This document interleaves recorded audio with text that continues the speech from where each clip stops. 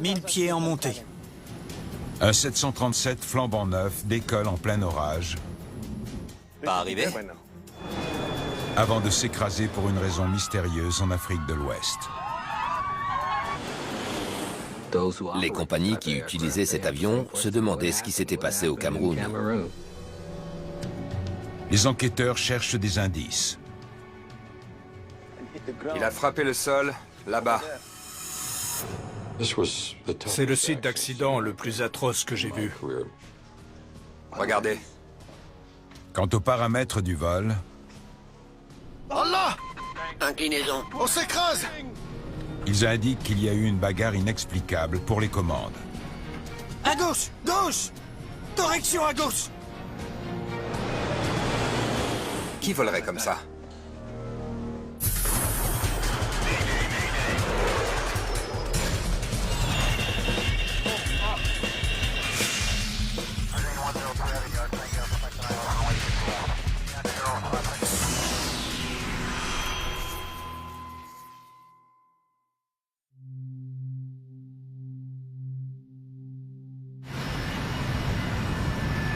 À Douala, au Cameroun, le vol Kenya Airways 507 accuse presque une heure de retard.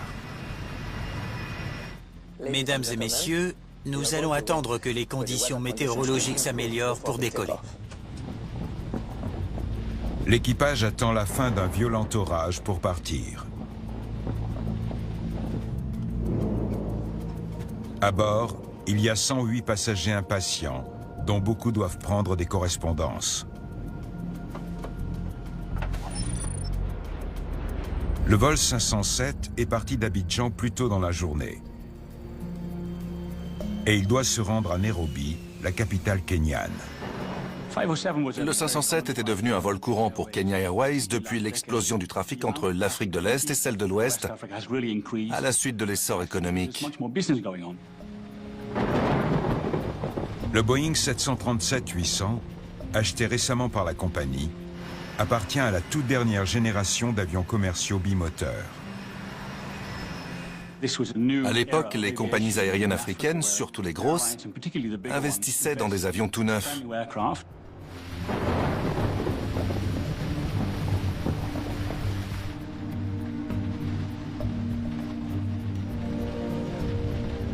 Ce soir-là, le commandant de bord Francis Wamwea est pilote en fonction. C'est un professionnel chevronné qui totalise plus de 8600 heures de vol. Andrew Kyuru est son officier pilote de ligne. Ce jeune OPL est entré chez Kenya Airways un an plus tôt. Jetons un œil à cet orage. L'équipage surveille le temps grâce à son radar météorologique embarqué. On dirait qu'on peut le contourner. L'orage s'étant éloigné du bout de la piste, le commandant Wamwea pense pouvoir l'éviter. En Afrique, les retards dus à une mauvaise météo sont fréquents. Donc ça n'a rien de surprenant de rencontrer un temps pareil en pleine nuit. Tour. Kenya 507. Il y a une percée dans la couche de nuages. Demandons mise en route. 507, mise en route approuvée. Checklist de mise en route. APU sur ON. Quelques minutes avant minuit, le vol 507 est enfin prêt à partir. Bon. Demandez l'autorisation de roulage. Kenya 507, demandons roulage. Roulez piste 12, Kenya 507. Taxi, roulons piste 12. Kenya 507.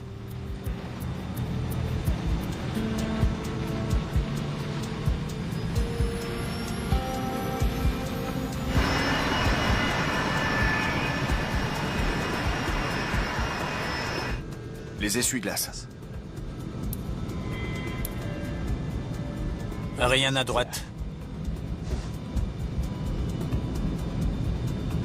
L'équipage effectue le roulage jusqu'à la piste et patiente derrière un avion, le vol Royal Air Maroc 287. RAM 287 en position, piste 12. Une dernière météo, s'il vous plaît. Visibilité 800 mètres. Vent calme, pluie et orage modéré. Super. Autorisé décollage. L'avion de Royal Air Maroc décolle sans difficulté.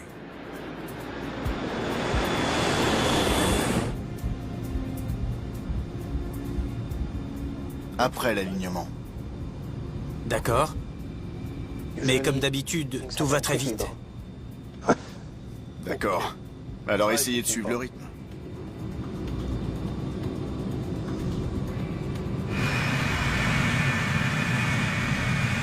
Francis Wamwea revérifie la position de l'orage Voyons voir.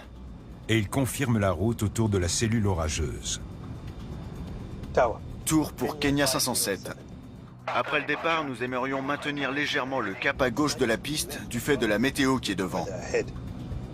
À droite. Désolé, légèrement à droite. Après le décollage, l'avion devait tourner légèrement à droite pour éviter les cellules orageuses les plus actives indiquées par le radar météo. Approuvé. Ok. C'est bon. Mesdames et messieurs, merci de vérifier que vous avez attaché votre ceinture pour le décollage. PNC à vos postes.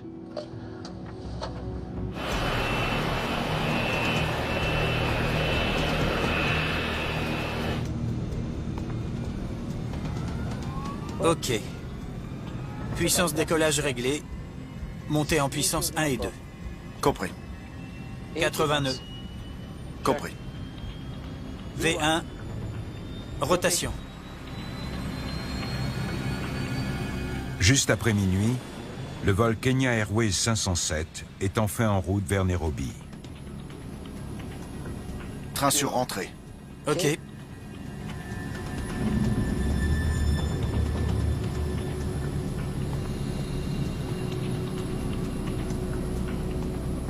« 1000 pieds en montée. Entrée cap. Cap sélecté. Le 737 commence à dévier vers la droite pour éviter l'orage. N1. Commande. Donc, je maintiens le cap. Oui.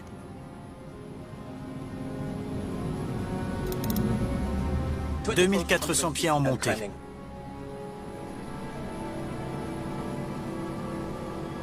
On va entrer dedans.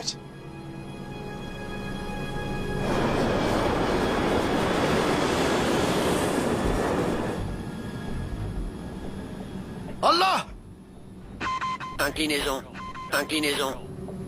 Soudain, le 737 bascule dangereusement sur sa droite. Allah! Inclinaison. Inclinaison. Le commandant se bat pour remettre les ailes à plat, Inclinaison. Inclinaison. mais l'avion s'incline de plus en plus sur sa droite.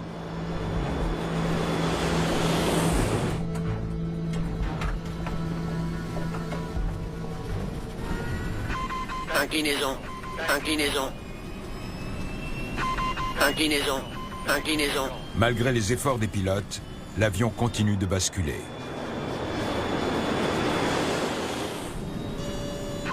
Inclinaison. On s'écrase! Inclinaison. Oui, je sais.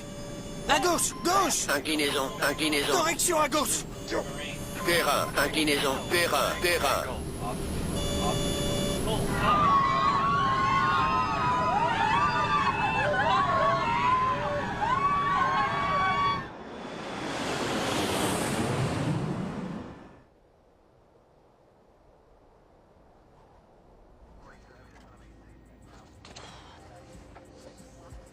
Cinq heures plus tard, le contrôleur aérien de Douala termine son service. Douala Tour.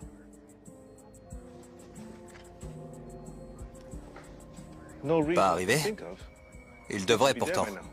Le vol Kenya Airways 507 aurait dû se poser à Nairobi il y a 45 minutes, mais il n'est toujours pas arrivé. Bien sûr. Et personne ne sait même où le chercher.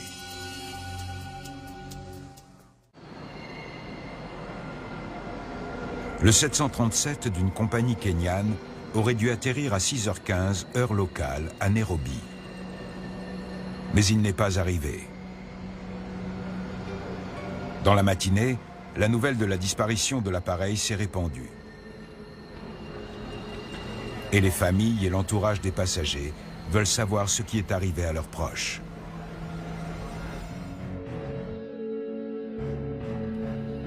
Engelbert Zoa Etundi a travaillé pour l'autorité aéronautique camerounaise. Lorsque j'ai appris qu'un avion avait disparu, j'ai immédiatement pensé que nous allons pour une catastrophe. Au bout de presque 48 heures, une des équipes de recherche localise l'épave du 737 à 5,5 km au sud de l'aéroport de Douala. L'avion s'est écrasé dans une zone de mangroves et s'est enfoncé dans l'eau et la boue. Il n'y a aucun survivant.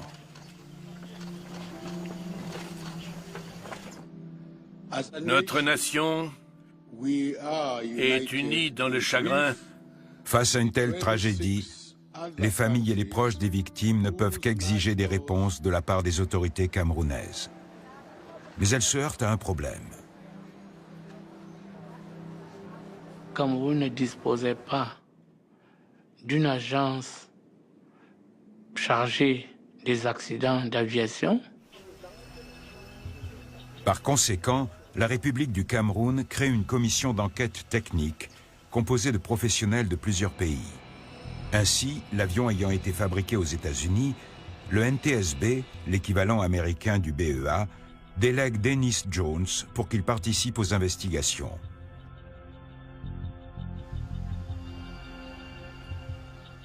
Comme c'était un modèle d'appareil très récent à l'époque, on devait impérativement expliquer l'accident. Dans le monde entier, les compagnies qui utilisaient cet avion se demandaient ce qui s'était passé au Cameroun.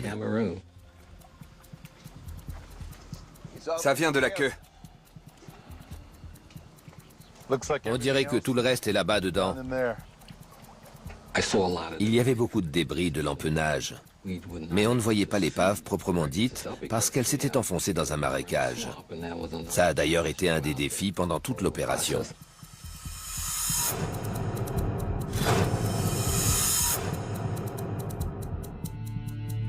Un conseiller technique de l'avionneur, Mark Smith, se joint à l'enquête.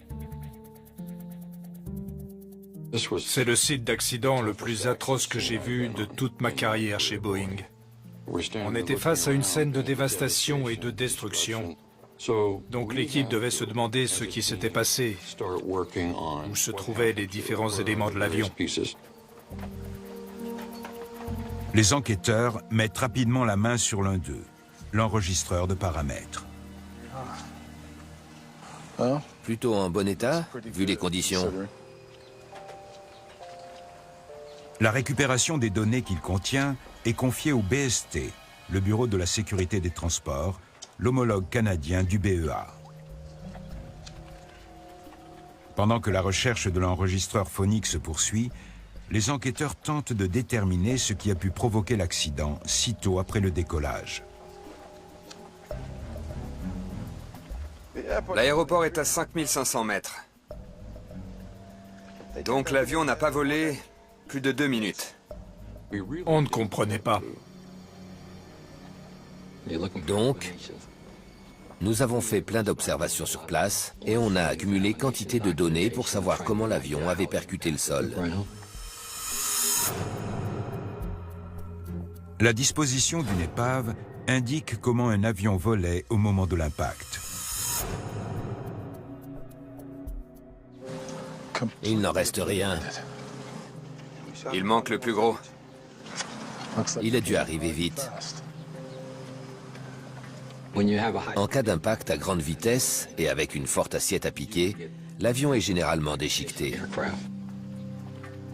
On essayait d'estimer un angle et, si possible, une vitesse d'impact, pour avoir une idée de ce qui s'était passé, parce qu'à ce moment-là, on n'avait pas encore les données de l'enregistreur de paramètres. C'est profond? Environ 5 mètres. Le nez a tapé en premier. Et fort.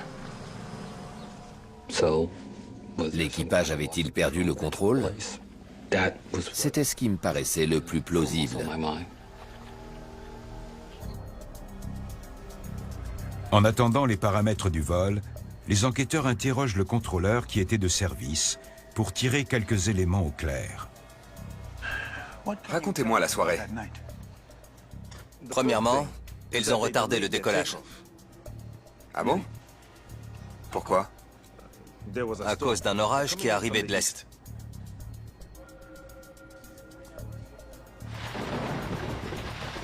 Tour 507. On va attendre que l'orage soit passé. Annulons mise en route. Compris 507. Mise en route annulée. L'orage pourrait durer, mais la visibilité devrait s'améliorer. L'avion était sur le tarmac, prêt à partir. Mais les pilotes ont attendu que la météo s'arrange. Mais 20 minutes plus tard, il décolle. Pourquoi? Pour contourner l'orage. Parce que ça s'était dégagé.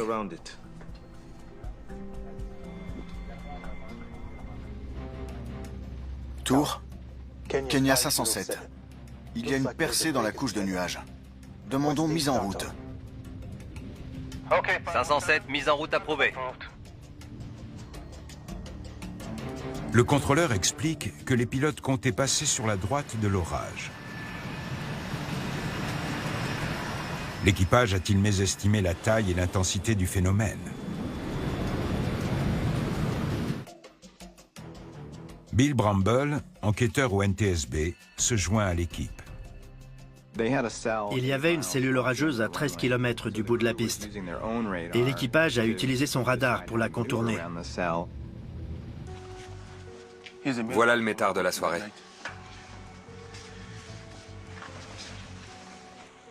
Orage et pluie au-dessus de l'aéroport, rafale jusqu'à 20 nœuds. Mais ça se dégageait.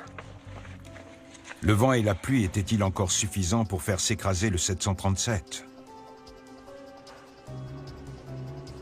Le contrôleur a donné l'autorisation de passer à droite. L'orage était plus violent que prévu. Plusieurs vols avaient été retardés à cause de la météo. Le 507 était un des 4 à avoir dû patienter pendant environ 1 heure. Les enquêteurs décident de s'entretenir avec d'autres pilotes qui ont décollé de Douala ce soir-là pour évaluer l'intensité réelle de l'orage. J'en interrogerai un demain.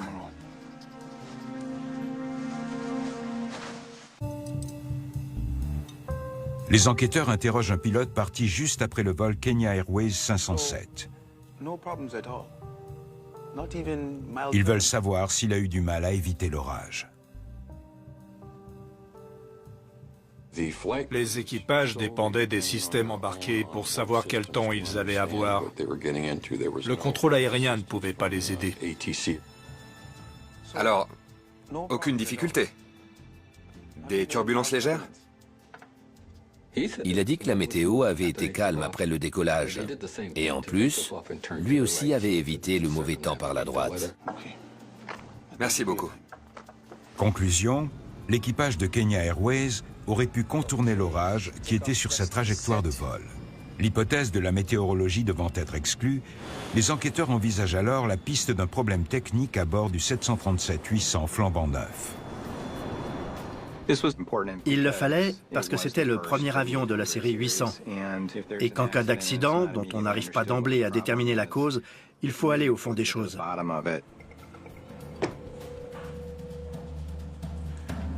Au Canada, les techniciens du BST ont fait parler l'enregistreur de paramètres. Voyons ça. Ça permet de connaître diverses données. Altitude, vitesse air, inclinaison latérale, assiette, etc. Et en les comparant, on commence à voir ce qui s'est passé. Tout déclenchement d'alarme fournirait une piste importante. Il pouvait y avoir eu un problème mécanique.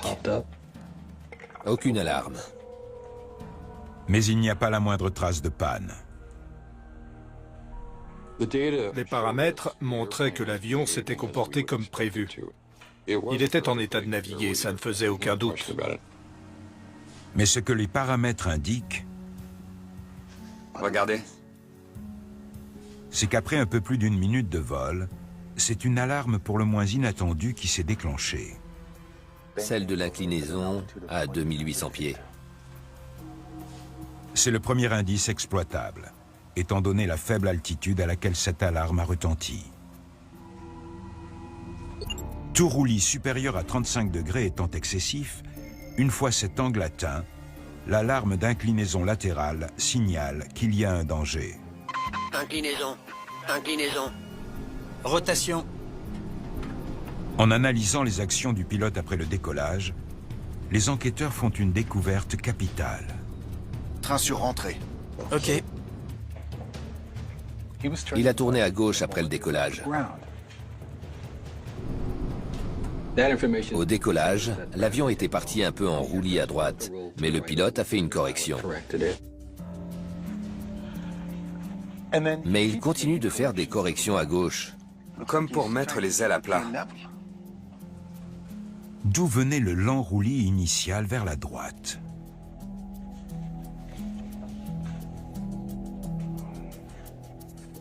Bingo. Les volets donnaient un léger roulis à droite. L'avion partait en roulis à droite. Les volets augmentent la portance d'un avion à basse vitesse. Mais sur le 737 accidenté, les volets côté gauche en donnaient un peu plus que ceux côté droit. C'est un peu comme si vous roulez sur l'autoroute et que vous lâchez le volant. Votre voiture finit par aller soit d'un côté, soit de l'autre. C'est pour ça que cet avion s'inclinait doucement et naturellement. Cette découverte explique pourquoi le commandant n'a pas cessé de tourner le volant vers la gauche juste après le décollage. Bizarre. En revanche, elle n'explique pas un élément encore plus déroutant des paramètres de vol. Regardez. L'action sur le volant exercée par le commandant semble s'arrêter. Comme s'il l'avait lâché. 6 degrés à droite et il ne fait rien. 11 degrés, 15 degrés, 20 degrés, 30 degrés, toujours rien. Alors que l'inclinaison latérale avoisine les 35 degrés, personne n'intervient pour mettre un terme à ce roulis de plus en plus dangereux. Inclinaison. Inclinaison. Ah là! Jusqu'au déclenchement de l'alarme d'inclinaison latérale. Inclinaison. Ensuite, il a fait ça. À droite, à gauche. À droite à nouveau, à gauche à nouveau. Inclinaison. Dans les derniers moments du vol, on a remarqué un mouvement erratique du contrôle des roues qui ne faisait aucun sens. Inclinaison. Inclinaison. Pendant les 16 secondes qui suivent le déclenchement de l'alarme d'inclinaison latérale, l'avion continue de prendre dangereusement du roulis. L'avion part en roulis à droite jusqu'à 115 degrés. Et l'équipage ne peut pas faire de récupération à temps. Inclinaison. Inclinaison. Les paramètres offrent une description déconcertante d'un vol qui a duré à peine plus d'1 minute et demie. Qui volerait comme ça? On ne comprenait pas. Et ça soulignait le fait qu'on avait besoin de plus d'informations et de données, en l'occurrence celle de l'enregistreur phonique. C'est lui qui nous permettrait d'entendre les conversations des pilotes, de savoir de quoi ils s'occupaient. Mais après des semaines de recherche sur le lieu du drame, cet enregistreur reste introuvable.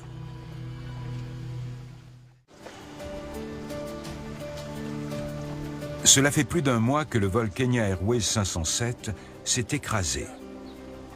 Et les enquêteurs n'ont toujours pas mis la main sur l'enregistreur phonique.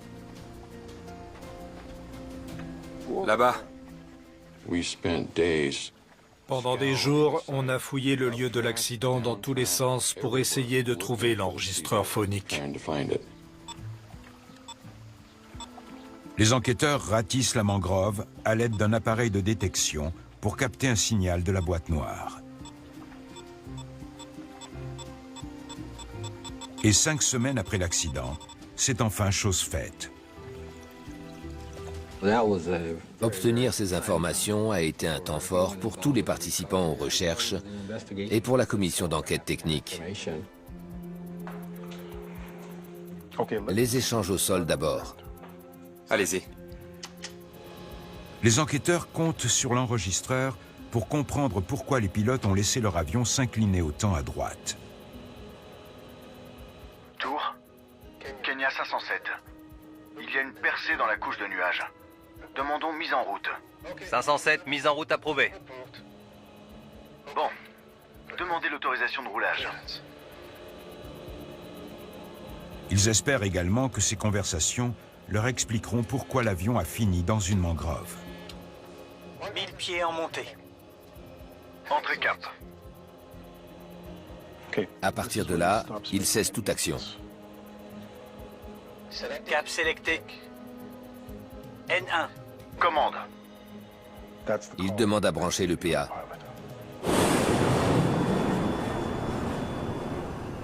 Donc, je maintiens le cap? Oui. Après avoir demandé de brancher le PA, le pilote automatique, le commandant Wamwea lâche le volant pour laisser cet appareil piloter l'avion. Sauf qu'il y a un problème. Le PA n'était pas branché. Donc rien ne pilotait l'avion. Rien ni personne ne s'occupait des commandes de l'avion. Dès lors, l'enquête prend un tour nouveau. N1. Commande. Pourquoi le pilote automatique ne s'est-il pas mis en marche? Le commandant demande de brancher le PA, mais l'OPL reste muet. Or, l'OPL doit enfoncer un bouton et annoncer PA branché. Commande. Donc, je maintiens le cap? Oui. Les enquêteurs supposent qu'Andrew Kyuru était tellement concentré sur la configuration de la route pour contourner l'orage qu'il a oublié de brancher le pilote automatique. 2400 pieds en montée. On va entrer dedans. Le commandant, lui, pensait que le pilote automatique s'occupait du virage à droite prédéfini. Inclinaison. Inclinaison. Par conséquent, l'équipage ne se rend compte du problème que lorsque l'alarme d'inclinaison latérale se déclenche. Inclinaison. Le commandant s'attendait à ce que le pilote automatique soit branché. Or, il ne l'était pas. Mais aucun des deux hommes ne l'a compris. On s'écrase! Oui, je sais! À gauche! Gauche! Correction à gauche!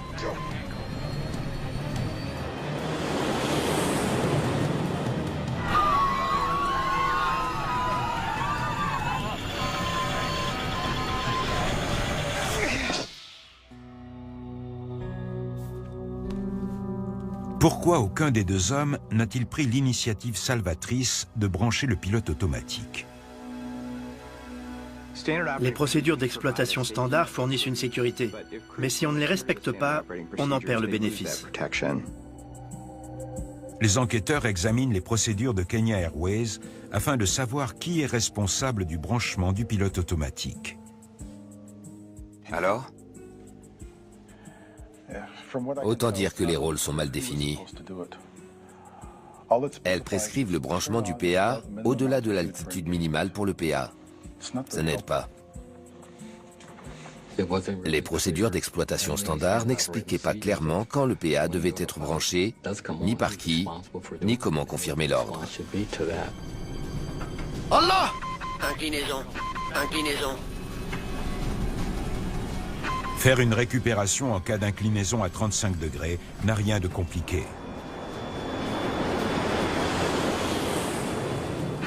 Inclinaison. Inclinaison. L'alarme d'inclinaison latérale est conçue pour laisser à un équipage le temps de réagir. Mais pour une raison encore inconnue, cela n'a pas suffi à ces pilotes. Les enquêteurs examinent alors leurs états de service. Voilà ceux de Wamware. Grosse expérience, 16 ans en tant que pilote essentiellement sur 737.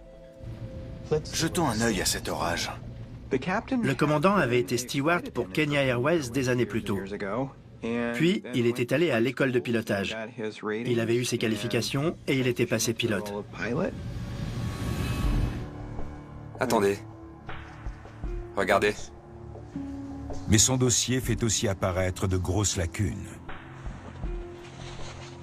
Connaissance déficiente des systèmes et des procédures, discipline de vol insuffisante, surveillance du poste de pilotage médiocre. Mince. Train sur rentrée. Ok. Le commandant avait rencontré des difficultés en formation et sa connaissance des systèmes de pilotage automatique était insuffisante. Donc, il y avait des signaux d'alerte dans son cursus. Et l'OPL n'est pas mieux. N'a pas surveillé le PA. V1. Rotation. L'OPL était jeune et peu expérimenté. Il comptait à peine plus de 800 heures de vol. Et à l'entraînement, ses formateurs l'avaient incité à être plus proactif, notamment pour signaler les manquements aux procédures. Pas top l'équipage.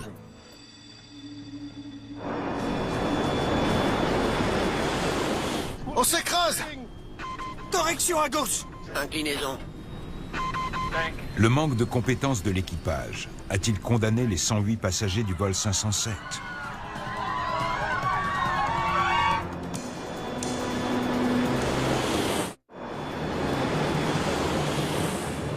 Allah! Inclinaison. Inclinaison. Les enquêteurs doivent établir si une erreur de pilotage est à l'origine de la tragédie du vol Kenya Airways 507.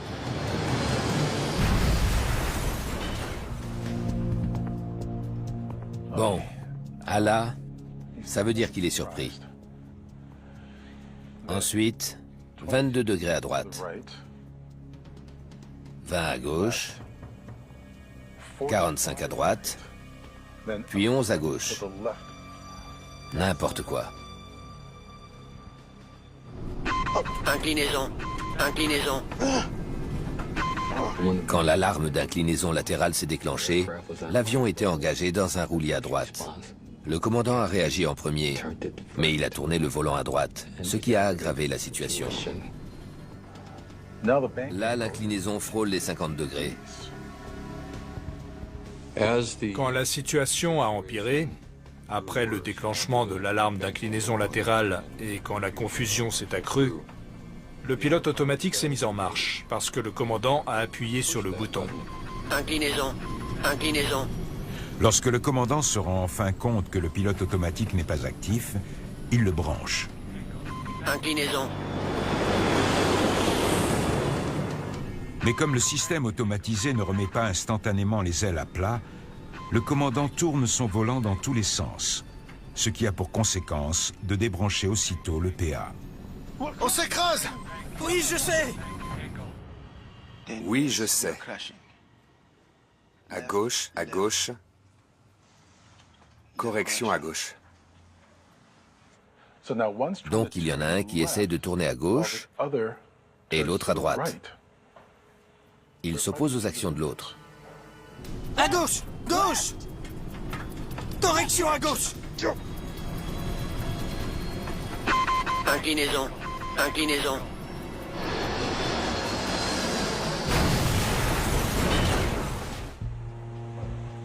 Étrange.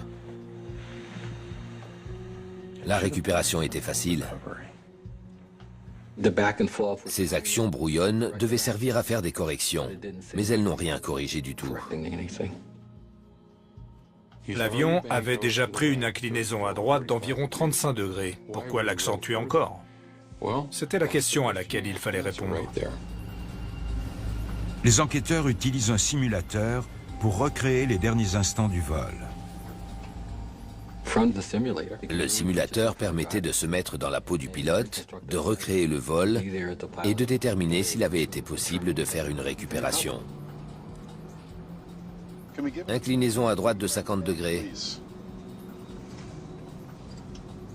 Branchez le PA.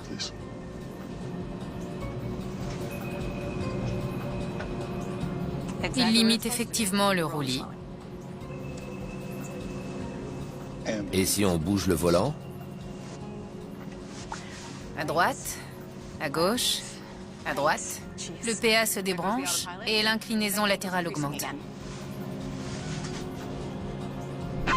Inclinaison. Inclinaison. Si le commandant avait laissé le temps nécessaire au pilote automatique pour prendre le contrôle de l'avion, le 737 aurait repris une inclinaison latérale raisonnable. Inclinaison. Mais les interventions désordonnées de Francis Wamwea ont neutralisé le PA. Mauvaise idée. En fait, il aurait été possible de faire une récupération jusqu'à quelques secondes avant l'impact. Les enquêteurs sont perplexes. Pourquoi un commandant de bord a-t-il été incapable d'effectuer une manœuvre aussi simple? On s'est demandé si on était passé à côté de quelque chose susceptible d'avoir déboussolé l'équipage, et on a envisagé l'hypothèse de la désorientation spatiale. C'est le simulateur? Ouais. Il fait noir dehors. Aucun repère. C'était l'obscurité totale de l'autre côté du pare-brise. Donc l'équipage a perdu toutes les références visuelles au sol qui auraient pu l'aider à remettre l'avion dans la bonne position. Allah! Inclinaison. Inclinaison. La désorientation spatiale et l'incapacité à distinguer le haut du bas, la gauche de la droite. On sait qu'elle nuit au jugement et qu'elle retarde le temps de réaction. Inclinaison. Inclinaison. On s'écrase! Oui, je sais! À gauche! Gauche! Correction à gauche! Inclinaison. Seul l'OPL semble évaluer la situation avec exactitude. Inclinaison. Il a dit « oui, je sais », mais il lui a fallu 10 secondes pour prendre la parole. Inclinaison. Inclinaison.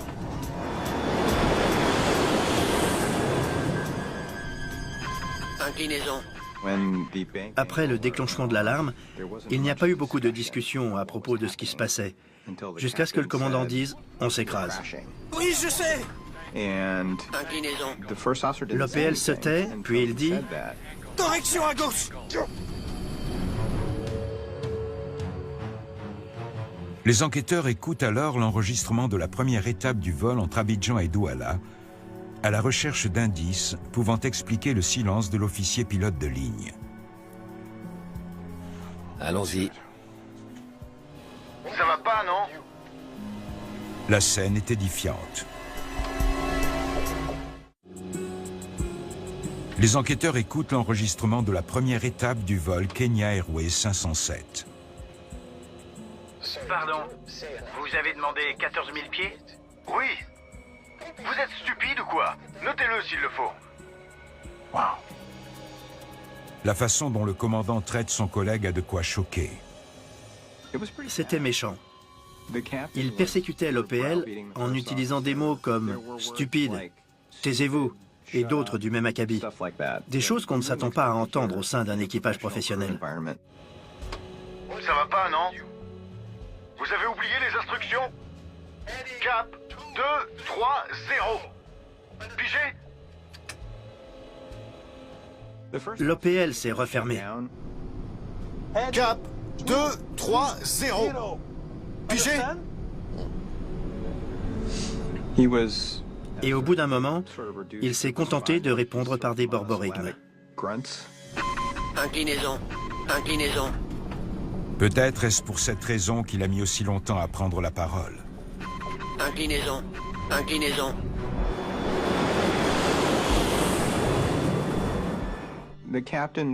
L'attitude du commandant pendant la première étape a sûrement incité son collègue à une certaine passivité. Or, il faut que les deux participent activement, qu'ils fassent des vérifications mutuelles pour repérer les erreurs éventuelles. Si l'un est passif, l'efficacité décroît. Un ego démesuré. Le traitement infligé par Francis Wamwea à Andrew Kuru incite à se pencher sur son parcours professionnel. Que pouvez-vous me dire d'autre? On a passé du temps à éplucher le dossier du pilote, à interroger des membres d'équipage. Et très vite, il s'avère que les défauts du commandant de bord ne se limitaient pas qu'au pilotage. Il y avait beaucoup d'éléments inquiétants dans le rapport d'évaluation sur sa formation, qui le décrivait comme autoritaire à l'égard de ses collègues. Récapitulons. Un OPL jeune et réservé, et un commandant autoritaire. Cet accident nous ramenait des années en arrière, à l'époque où on avait affaire à des commandants trop sur deux et autoritaires, et à des OPL jeunes, dociles et manquant d'assurance. Le cocktail qui tue. Les enquêteurs concluent que le mauvais appariement de cet équipage est à l'origine d'un enchaînement d'événements qui a conduit à un drame. J'ai enquêté sur de nombreux accidents. Et à chaque fois, j'ai constaté qu'il n'y a jamais qu'un seul déclencheur, mais un enchaînement de facteurs contributifs. Donc, je maintiens le cap? Oui. Le cocktail est mortel. À des compétences professionnelles insuffisantes, s'est ajoutée une désorientation spatiale. Et le tout a provoqué un accident. Tous les facteurs contributifs étaient réunis. Inattention, visibilité extérieure réduite et confusion. Mais finalement, les enquêteurs arrivent à la conclusion qu'une faute énorme a tout déclenché. N1. Commande. Donc, je maintiens le cap? Oui.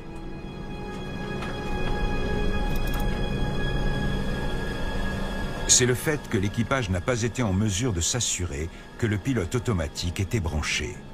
Allah! Inclinaison. Inclinaison.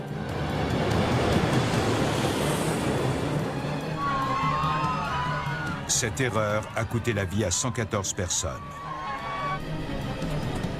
On s'écrase!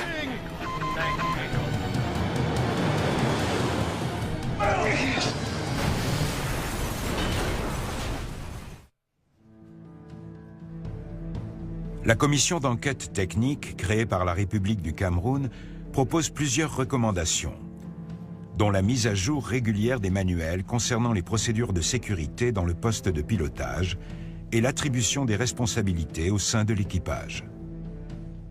Les procédures d'opération standard concernant la désignation du responsable du branchement du PA ont été modifiées.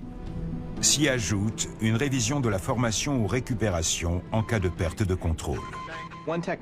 Une des technologies que Boeing devrait installer prochainement sur ses avions est une flèche pour la récupération en roulis.